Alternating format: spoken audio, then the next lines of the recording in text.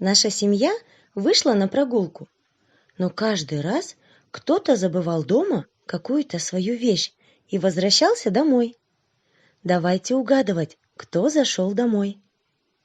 Зажмурьте глазки. Кто зашел домой? Назовите по-казахски. Әке. Угадали.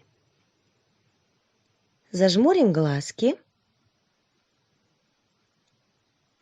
А сейчас кто зашел?